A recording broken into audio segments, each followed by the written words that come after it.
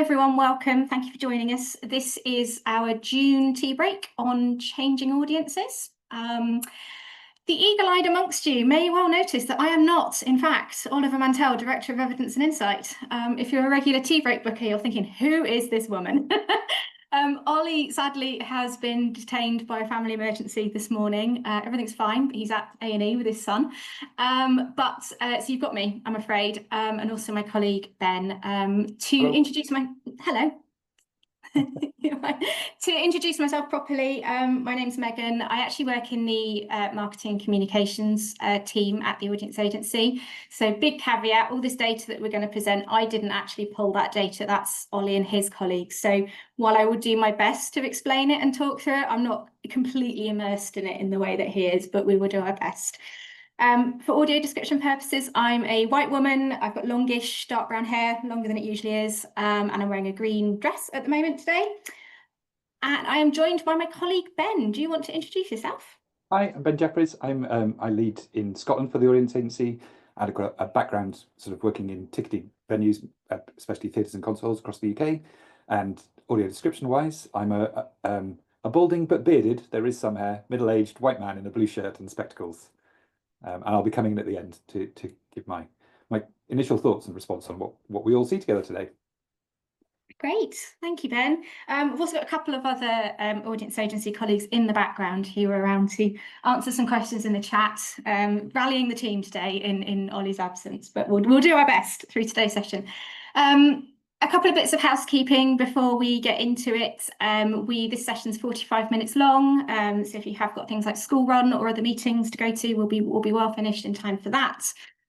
Sort of format is that we present some data, some charts, some graphs. We discuss it. Then we hand over to Ben in this case to discuss what some of those implications of that data might be.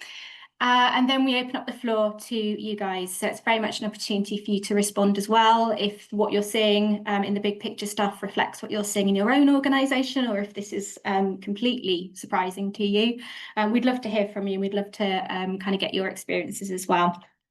We will be sending out the slides after the session, so please don't worry if you don't get everything down. We will also send the recording of this session, and if anything comes up that we feel is particularly interesting, if we've got any more resources that might, support kind of people in delving into this a bit more, we'll send those as well. Usually send the follow-up within a week of the event, so do look out for that. I should mention as well, if I haven't, I might have forgotten, that captioning, Zoom's auto captioning is on. So you've got the CC button bottom of the screen. Please do turn that on if you need it.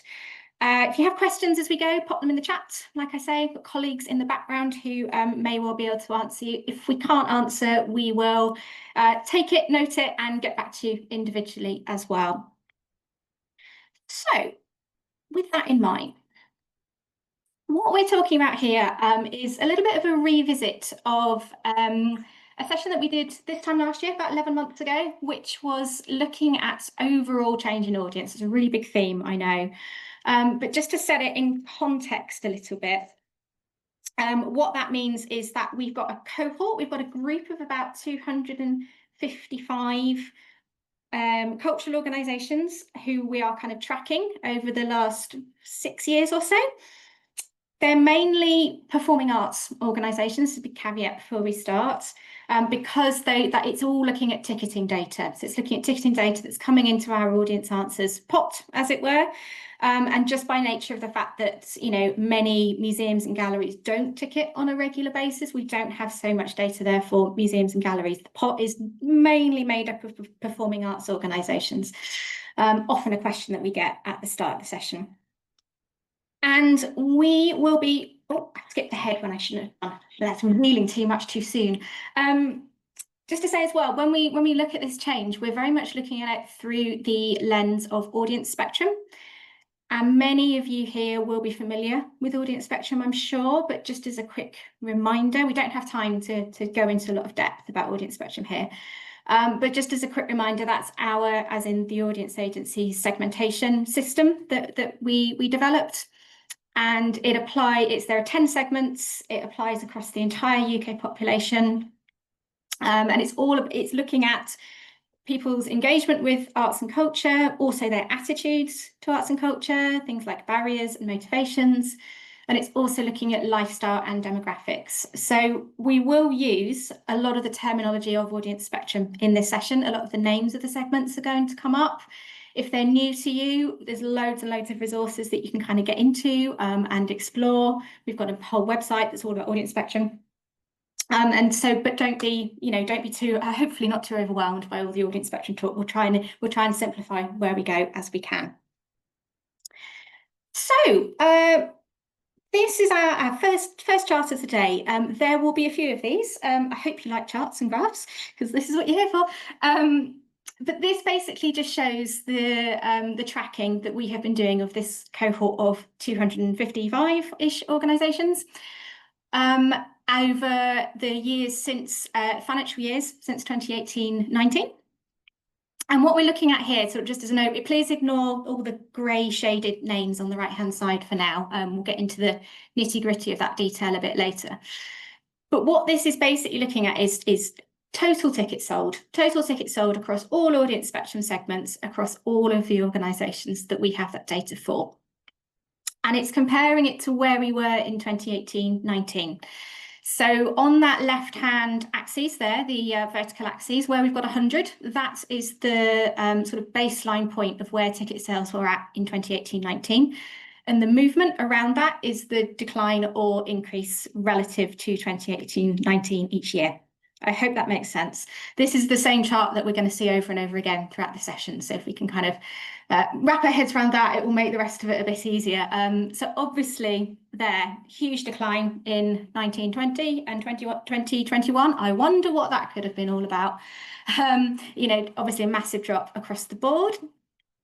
And then we start to see that recovery across 21-22, steep recovery, 21-22, slightly levelling off 22-23, and very much reaching a sort of plateau in 23-24. And the thing that jumped out for both myself and Ben when we looked at this data is that it looks like for 24-25, in the most recent financial year, we do have an increase and a return back to that 100 level again, which is where we were pre-pandemic. And I think that's the first time we've really seen that. So overall headline, good one. We are back to where we were in 2018-19 in terms of total tickets sold. But the story is really that it's, we think, and the data seems to suggest that while the sales are back to where they were in terms of number of tickets sold, there are differences in the people who are coming. It's a different type of people who are coming. Audience is back, but it's a different audience fundamentally. So now this is where we're going to get into a bit of audience spectrum speak. So please bear with us if you're not so familiar. Hopefully with a little bit of a go in and dig into some of these segments after the session, it should make some sense to you as well. What we're going to look at here are the segments, what's going on. So I just said we've got the audience back, but they're different. So we're going to look at which segments are up to that compared to that 2018-19 benchmark versus those that have tailed off. And when Ben picks up after I've presented this, he can certainly get into a bit of why we think that might be. But looking at this first slide here, we've just highlighted in colour the two groups, the two segments who are most notably well up on where they were pre-pandemic. And that is frontline families and trips and treats. They are both very heavily family segments, clues in the name for the frontline families. As a general rule, frontline families tend to be less culturally engaged. So there's something very interesting going on there. I think that firstly, they recovered from the pandemic back to where they were, but also they have continued to grow as a segment or as a proportion of bookers since then. And this is back in the days when I was joking earlier with some colleagues, but back in the days when I was working in a venue, I'd have given my eye teeth to have seen a graph like this because we were working so hard to try and engage frontline families. They're a really challenging group to engage sometimes. And here they are just doing it naturally and seem to be responding really well and engaging. So there's something very interesting to get into there. Likewise, trips and treats, they are, again, a family segment, a little bit more engaged generally. as the name suggests, they're the people who come out for the family shows, the pantos, the kind of mainstream popular offer that's got a family focus on it. And there's a definite while they plateaued last year, there's a definite uptick there for this year in both of those segments. Really interesting. And there's this kind of group who are still, tracking above where they were in 2018-19, but again, with a little bit of a noticeable uptick as well. There's 3 here. We've got the sort of orangey line experience seekers. These tend to be a quite high engaged segment anyway. They're often younger people, students, young professionals. As the name suggests, very much interested in going out and having new experiences, discovering new things. For them, it's all about the social experience. And we did see them come back quite readily from the pandemic because they were younger, less likely to have health concerns about going back to crowded places. And I think as well, they were just desperate to get out and desperate to have life experiences again after being sort of, shut away for quite a long time. So that's an interesting segment. There is some interesting stuff going on within experience seekers, which we'll get into as well in a sec. But they are a fairly strongly performing group. Below that are the dormitory dependables, a really important segment for many cultural organisations. They, are dependable, or we hope they are dependable anyway. They do tend to have quite a number of families in that segment as well. So maybe echoing what we're seeing about a strong performance of families towards the top end of that graph as well. And the kaleidoscope creativity as well. Again, a lower engaged segment. They tend to be urban, relatively limited means, not so highly engaged with culture generally, but they are holding up quite strongly, and even a slight uptick there from last year, a little tail up in the graph. So interesting one, that. And then we've got dropping down a little bit ever so slightly. So these are groups that are roughly back to where they were fundamentally. I think the headline here, these are back to where they were pre-COVID, pre-pandemic. So we've got our metroculturals, the very, very highly engaged people who go to everything and want to stay engaged with everything.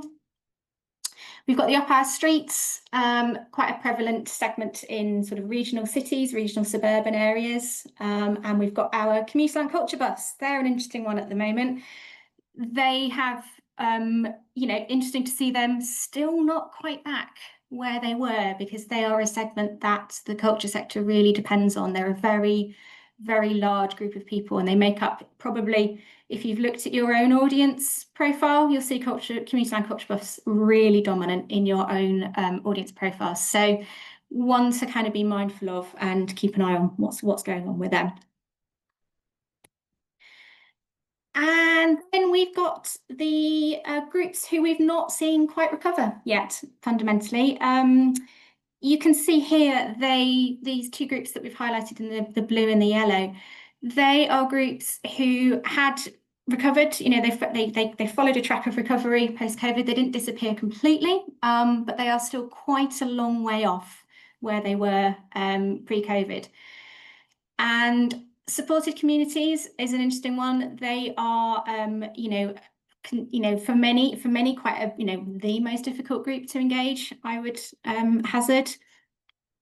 We've not seen any kind of real recovery from them in the last couple of years, really. They've kind of stayed static, but still very much at this lower level than pre-pandemic.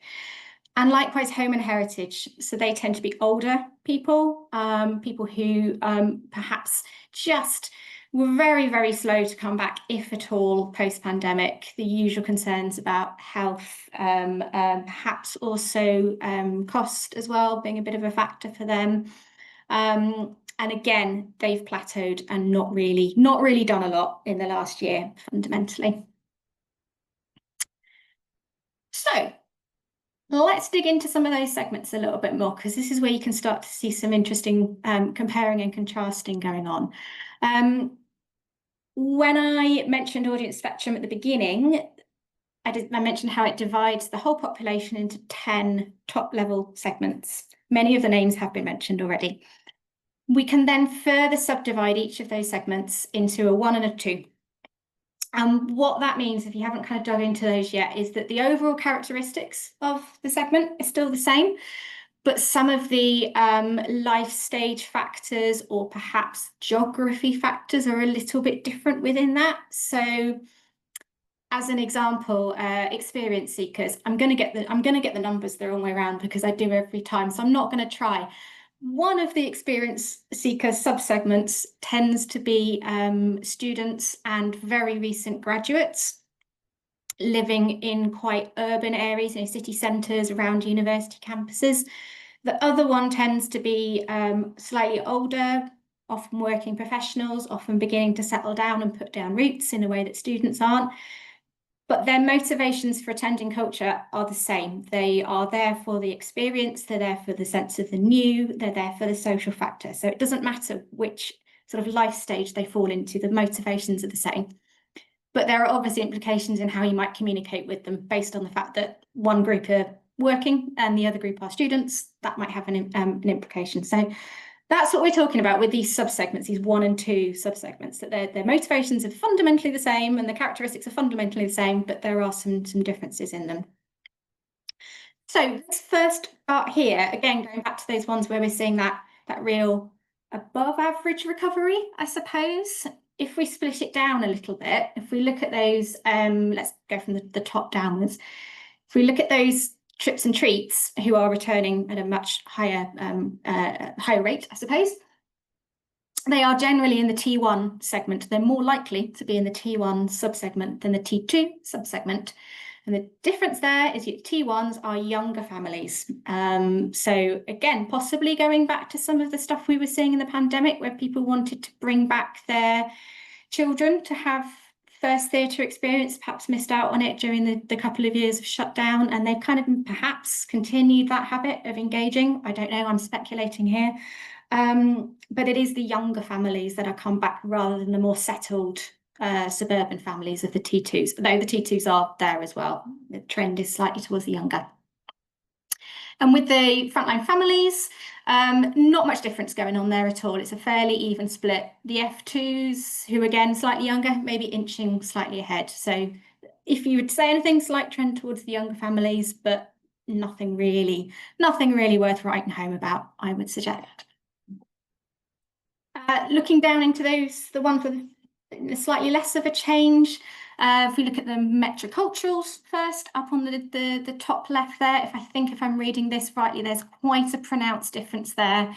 The M2s are ticking up much higher than the M1s, particularly in the last year. There's been a real sort of uptick there in that M2 line, and they again are younger, emerging professionals rather than more established professionals. So we're seeing something of a trend emerging here, aren't we, around age potentially.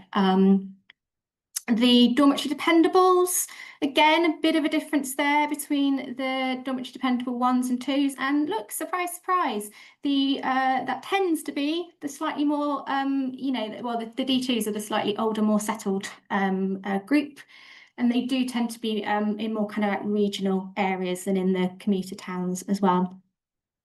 And our community land culture buffs, our very precious community land culture buffs. Bit of a difference here, C1s higher than C2s. C1s, families, children still at home, lots going on, very busy, very busy. C2s tend to be empty nesters, children moved out, gone to university or whatever. So C1s, younger ones, maybe potentially a little bit higher than the C2s. And let's have a look at experience seekers. This is the one that caught my eye when I was having a look at this morning. The experience seekers are a really, a segment of interest, I think, to many cultural organisations. They're younger, they are the audiences of the future. There's lots of them in big cities, so they're definitely a group of interest. And you can see from this that the growth, the really quite marked growth in experience seekers, particularly in the last year, the top coloured line there, the dotted line, is the E2s. And they are the students. So that's interesting. Students seem to be going out more and engaging more, certainly than they were last year from this data set. And the E1s, the slightly more settled folks, steady increase, but not as marked as the E2s. We might have some theories about why that might be in terms of cost of living, income, work pressures, whatever might be going on there. We can get into that a little bit in a moment. And the kaleidoscope creativities down there on the right-hand side, not a hugely pronounced difference. If anything, the gap has closed slightly. We've seen the K1s sort of come and creep up and join their contemporaries, as it were. So it's a fairly kind of close split, that one in that segment. And then these groups where we're seeing that sort of decline really across the board, not decline, but just a lack of recovery, I suppose it's fair to say. Starting with the home and heritage, the yellowy line at the bottom. The split there is not hugely pronounced. It's fairly even. If anything, we're seeing more of a decline from the suburban home and heritage group rather than the more rural home and heritage group. Could be all sorts of things going on behind that as well. But there's not a huge difference between the two segments. The up our streets, bit of a gap here as well. They are both coming back, which is great. There's definitely an uptick, and particularly in this last year, they're on their way back. They're creeping back in. But we're seeing more of is that the U2s? Yeah, so that's the slightly older ones actually coming back first, which is interesting. Slightly different to some of the other patterns that have been kind of age related.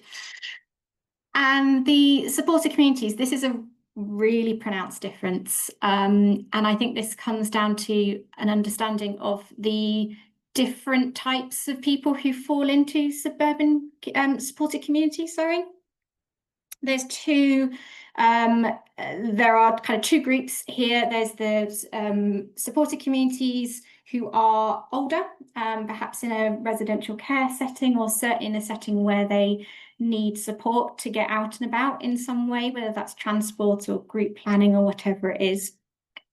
And then we've got a younger cohort as well, who are, again, possibly in some sort of supported living facility, but they are not old folks, I think is what we're trying to say.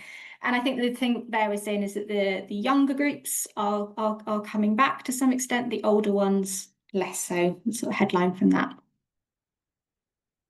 So that was a lot of looking at lots of very similar charts. I hope it did make some sense. But Ollie has very kindly pulled out some headlines for us here. And if you were at last year's session where we did this, you'll hopefully spot that it's not wildly different to last year. We're still seeing this ongoing rise in family segments, and that's really interesting there. It's not just a recovery post-COVID, it's now a really pronounced, they are getting quite dominant as audience groups. And what that could mean in terms of thinking about programme, or perhaps it's driven by programme, who knows at this stage, but it's definitely a continuing trend that we're seeing year on year. There's also the rise in middle engaged groups. Again, really, really interesting. We're seeing the high engaged groups like the metroculturals and the experience seekers very much coming back, but we're seeing the stronger performance from those ones in the middle. Again, perhaps not something we could have predicted, pre-pandemic, but there it is. That's what's happening. And again, what's still going on is that drop in older groups with the more traditional tastes. We saw it right back in 2021, 22, with people being reluctant to go back because of, health concerns, or, declining health, or no access to transport, or caring, all sorts of things were going on there that meant they were slower to come back. And it does look like that is still continuing as a trend. Meanwhile, those younger urban groups seem to be on the move again and building back quite well. So whether that's last year, I think we could say that they were fairly static. This year, it does look like they're kind of upticked a bit, and whether they're starting to feel a bit, perhaps the cost of living crisis has kind of abated a little bit for them, and they feel they can go out and about. Who knows? But we are seeing those groups starting to build back up as well. But in almost all those cases, the older and more settled groups are lower, and we're seeing this increasing demand, certainly given the segments that we're seeing changing, increasing demand for family work, reliable known work, musicals, must-see, easy, lower risk work, and also this skew towards the younger, slightly younger demographic. Very quickly before I hand over to Ben, we've looked at all of those charts. They've all been kind of like proportions of people and proportion change. These charts here show what that actually means in terms of numbers of tickets, because while we might get quite excited at looking at experience seekers tracking up, what does that actually mean in terms of total numbers of tickets sold? Because that's at the end of the day what we're all about, isn't it? We need those bums on seats and transactions happening. So this chart just looks at this last year, 24-25, comparing the increase or decrease versus 2018-19. So you can see total numbers of what that looks like. This really drills home how that drop in home and heritage. Apologise, that's it says H and Y on the bottom. That's a typo. It should be H and H for home and heritage. They represent because of the decline in home and heritage overall. That actually represents a huge decline in the number of tickets sold, because there was such a large proportion of audiences beforehand. But it's actually a less large number than the year before. I believe that number this time last year it was about 750,000, and now it's 550,000. So in the last year, 554,000 fewer tickets were sold to home and heritage than back in 2018-19. So it just represents what that looks like. If we split it out by subsegments, I'll skip over this fairly quickly because you can have a dig into it yourself when we get back into it. But this really shows what that proportion of either growth or loss looks like, split out by those subsegments that we referenced earlier. Again, you can see with the home and heritage, it's all the H1s that we're seeing the biggest drop from, and they're the trips and treats in terms of growth. Very much it's the T1s, the younger families, where we're seeing the actual overall bookings of tickets much higher. We've got some notes. Who knew? See, this is when my lack of building the slides shows, doesn't it? And I don't know when all the animations happen, but there we go. There's some context on those slides there. This is the final charts we're going to show you. I'm going to make sure all the animations are in. Yes, there we go. Nothing surprised me. This took a little bit of wrapping my head around, to be perfectly honest, but once I did, it feels really valuable. So this is kind of mapping both the change since 2018-19 and the change since 2023-24 in one. So you've got an axis on the right there, which is on the bottom, which is the change since 2018-19, and the middle line, the 100, is in the middle there, and that's the baseline. That's where we were in 18-19. Left-hand axis is the change since 23-24, and the baseline 100 is a little bit lower there. It's 2/3 down the screen. Just to wrap your eyes and brain around that a little bit, it took me a moment. But to do some really quick headlines from this, the sort of top right segment in the green, these are the segments where we've seen not only really strong growth since 2018-19, but strong growth this last year as well. So they are continuing to grow. They're showing this pattern of continual growth. We've picked up those at the bottom there, the Metrocultural 2s, Experience Seeker 1s, Experience Seeker 2s, Trips and Treats 1s, Frontline Families 1s and 2s. They are growing, and their overall trend of the last few years is of growth. The yellow segment a bit below them have grown a little bit. Well, they've grown quite well in the last year, and they're also still up on 18-19, but just not as markedly as those ones in that top corner. Moving across to the left, these are the groups who are growing. They grew in the last year. They came, we're seeing growth in them, but they're still down on where they were in 18-19. They're to the left of that middle axis, that middle dividing line. So they're not quite back where we'd like them to be, but there is still some growth. And then sadly, bottom left in the red square, these are the ones where we've just not seen them come back really in any sort of notable way.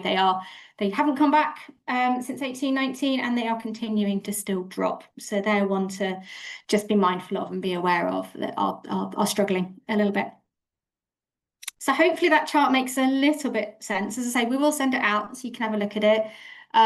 It's once you sit down and wrap your head around it, it does make some sense, but it did take me a moment. So hopefully sort of explained it there reasonably well.